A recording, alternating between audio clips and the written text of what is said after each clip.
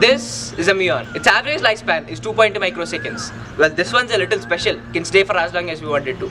It is created when cosmic rays from distant nuclear blasts reach the Earth's atmosphere. From the instant they are born, they start traveling at 298,000 km per second, and the distance they can travel is 660 meters. The distance between the Earth's atmosphere and surface is more than 100 kilometers, and thus almost all of the muons should decay before they reach the surface.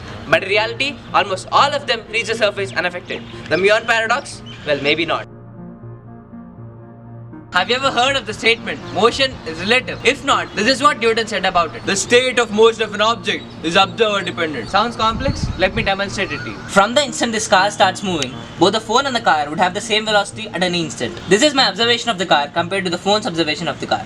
Observe that I see both the car and phone moving, while the phone sees the car at rest and me moving. So is the car at rest or is it moving? Well, it turns out the car is both at rest and moving at the same time. It just depends on the observer. But Einstein did not stop here. He ventured deep into the idea of relative motion and came up with a thought experiment. He assumed this car to be a photon. But before we run with light, we need to know about some strange properties of it. First, the speed of light is 300,000 km per second. This is believed to be the universal speed limit. Second, the speed of light, no matter who is observing, is always constant and is equal to 300,000 km per second. So if we repeat this experiment again, the phone should see the photon at rest and me moving at 300,000 km per second. But this idea of seeing light at rest violates the second strange property of light. This wonderful paradox gave rise to the theory that time is relative. Sounds complex? Just like it was meaningless to say if an object is in rest or is in motion without mentioning the observer, it is also meaningless to say if a second went by without mentioning the observer. Well, take this period of time. This can be a second for you, a millisecond for another person. Along with time dilation, speed also increases your mass and decreases your length. Since speed is relative, the increase in mass and decrease in length is also relative.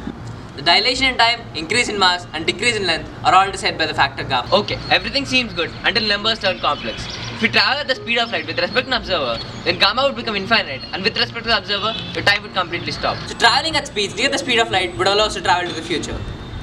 Time travel. A problem comes when v is greater than c, the factor inside the square root in gamma would turn negative, absolutely making no sense. So what would happen when we travel faster than light? Well, it turns out we accomplished the second half of time traveling, going back to the past. But not everything comes easily. Traveling at the speed of light would contract till into zero and increase your mass to infinite. So to reach the speed of light is far from easy, let alone traveling faster than light.